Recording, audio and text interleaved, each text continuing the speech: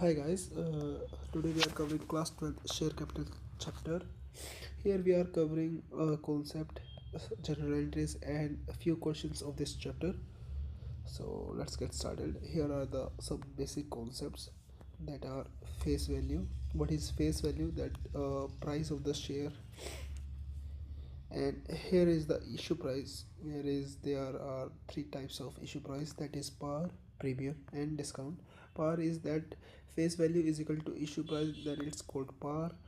When face value is less than the issue price, then it's called premium. When face value is higher than the issue price, then it's called discount.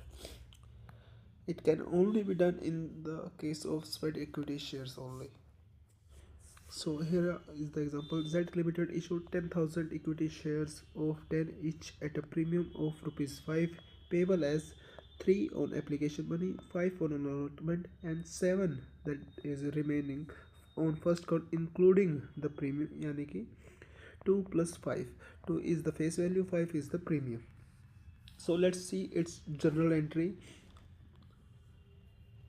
Here is the first entry. It's that application money पर हमें bank में पैसे मिल गए. That is application money is 3, that is 3 into 10,000 equity share that are issued. Then bank account debit to share application account. And फिर share application से हमें share capital में transfer कर दिए अमाउंट को.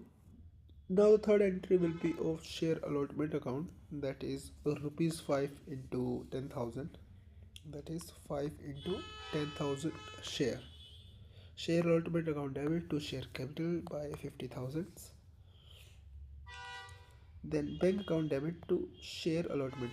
This is it.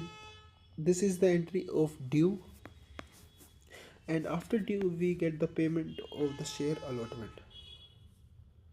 After that we call first call.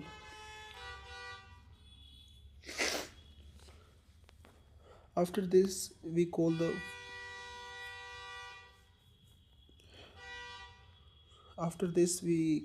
first call, that is due of first call.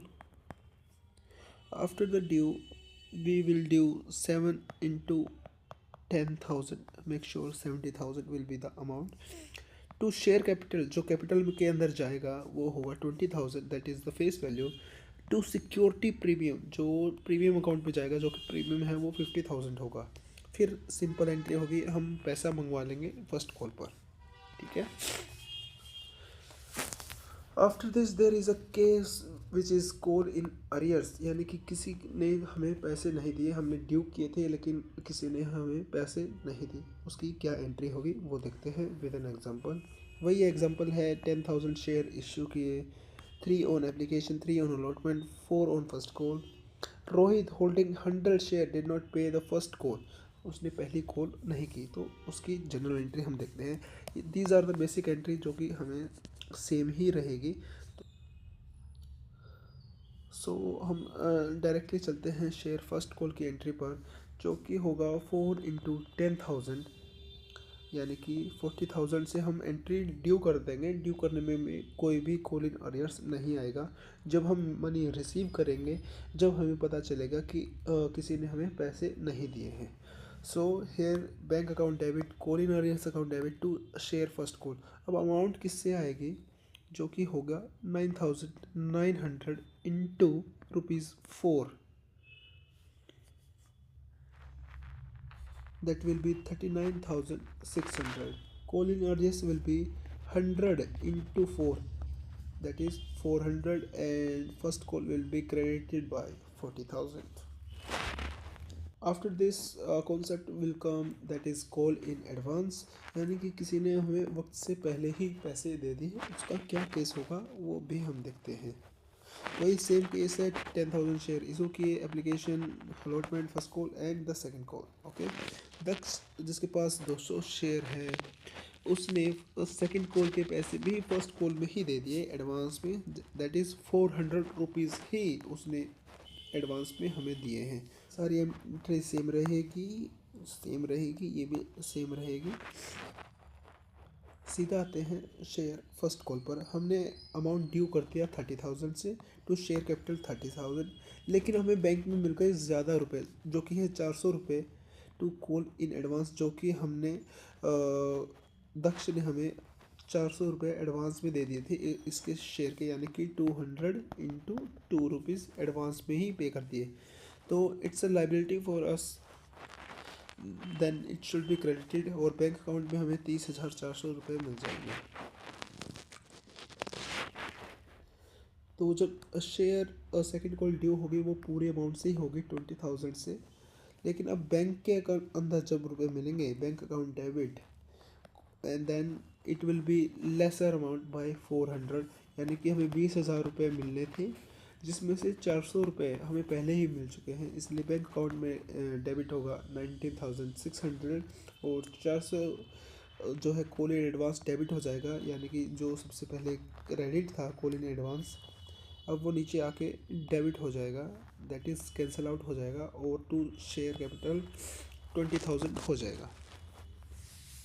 So concept आता है over subscription का, जो कि then there are three cases in the over subscription, that is rejection of excess application, यानी कि जो 50,000 extra मिले थे 1 लाख में से, तो हमने उनको रिजेक्ट ही कर दिया, या हमने उनको प्रो राटा बेसिस पर जो है एडजस्ट कर दिया, या कम्बिनेशन कर दिया, कि हम दोनों भी चीज़ें कर सकते हैं, रिजेक्ट भी कर दिया, प्रो राटा बेसिस पे भी कर दिया। सो फर्स्ट केस करते हैं, company rejected the excess application,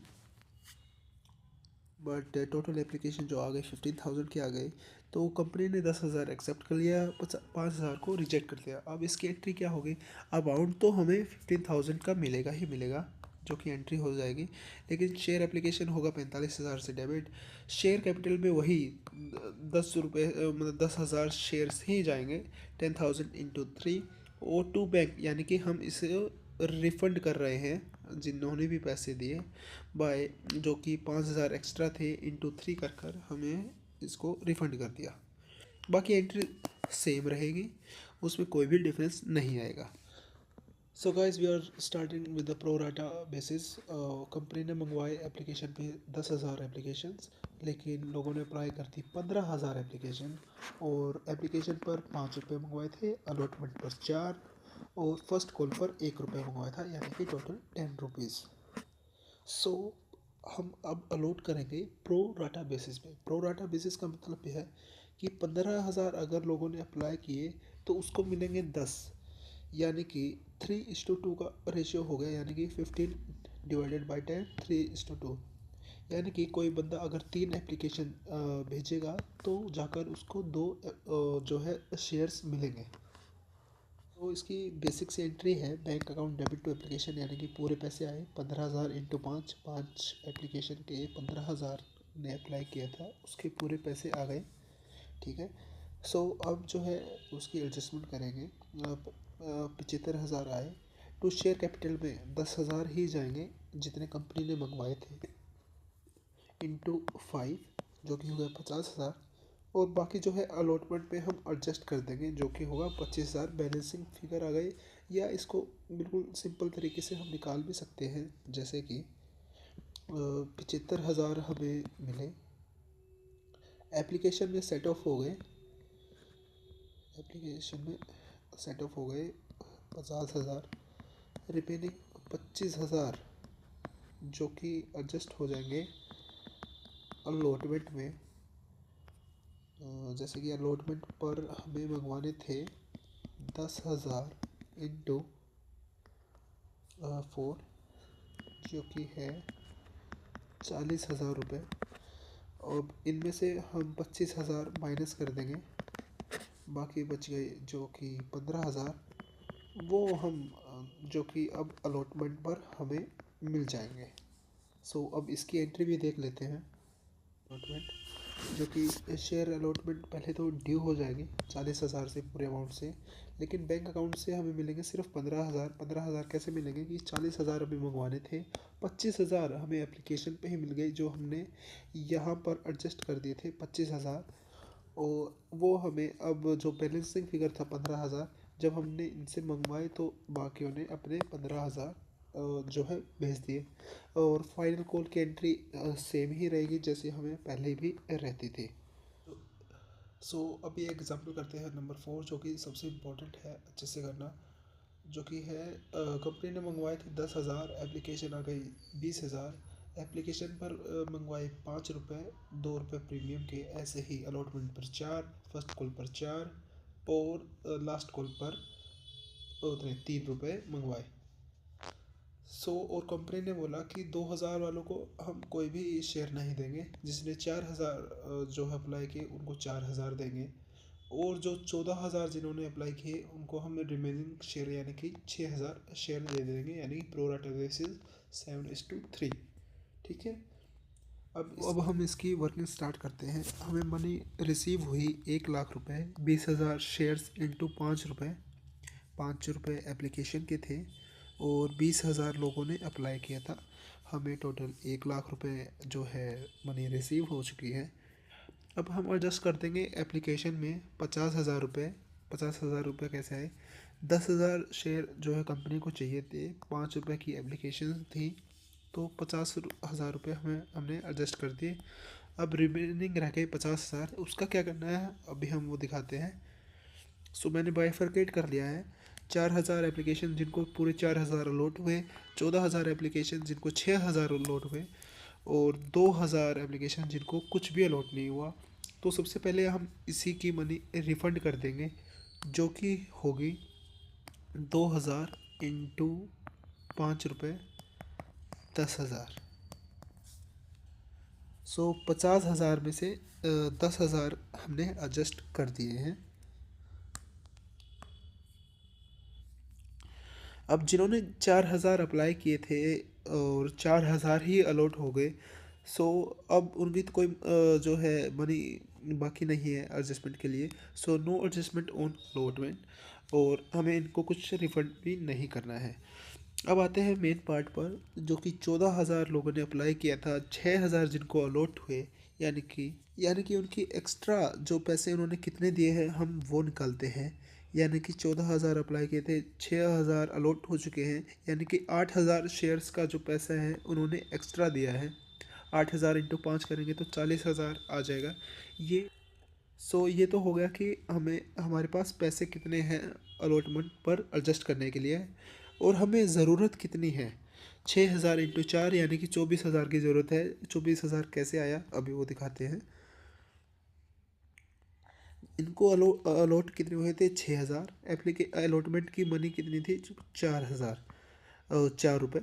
तो 6 इंटू 4 जो कि आ गया 24,000।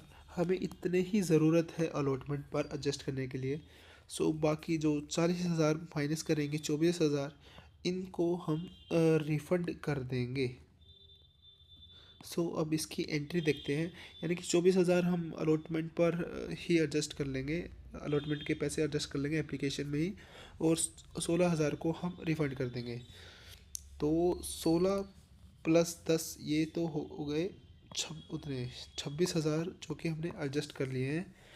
और जो बाकी है 10,000 ये हमने जो है रिफ़ंड कर दिया। कुल मिला के हमने 36,000 एडजस्ट कर दिए हैं।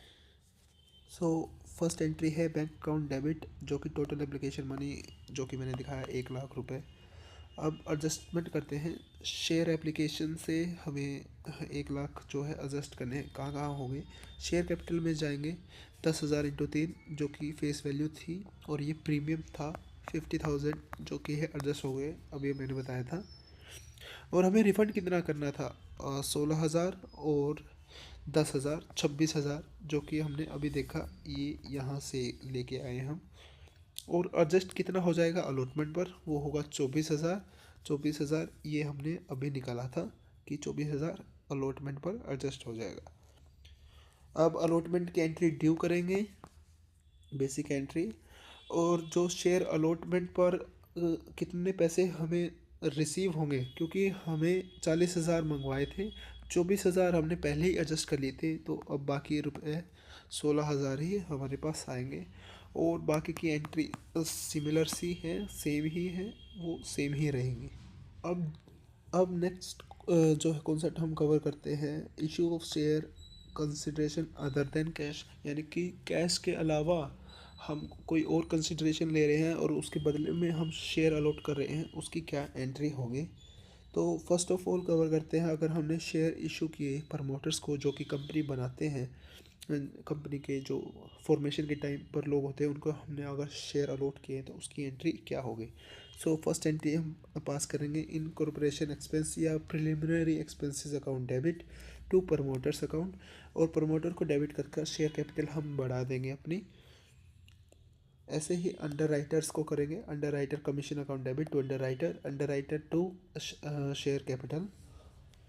और और अब अगर हमने शेयर इशू किए वेंडर को, सो उसकी क्या एंट्री होगी, यानी कि हमने कोई एसेट परचेज किया और उसके बदले हमने शेयर दे दिए कैश देने की बजाय, तो उसकी क्या एंट्री होगी। सो सबसे पहले हम एसेट अकाउंट डेबिट कर लेंगे और वेंडर को क्रेडिटर दिखा देंगे। फिर हम इसमें दूसरा केस भी हो सकता है कि हम पूरी कंपनी खरीद रहे हैं, तो पूरी कंपनी खरीद रहे हैं तो सन्ड्री एसेट डेबिट हो जाएंगे, जितने भी एसेट होंगे, और टू सन्ड्री लाइबिलिटी कर देंगे, जितनी भी लाइबिलिटी होगी जितने भी एसेट होंगे, और टू वेंडर अकाउंट कर देंगे परचेज कंसिडरेशन जो भी रहेगी। अगर परचेज कंसिडरेशन और लाइबिलिटी ज़्यादा है तो हम डेबिट साइड में गुडविल दिखा देंगे। अगर सन्ड्री एसेट ज़्यादा हैं तो हम capital reserve as a balancing figure दिखा देंगे। ये दोनों ही बैलेंसिंग फिगर हैं। So and the final entry बनेगी वेंडर अकाउंट डेबिट, या कोई कैश दे रहे हैं तो वो, नहीं तो to share capital face value से, और बाकी जो होगा प्रीमियम इफ एनी।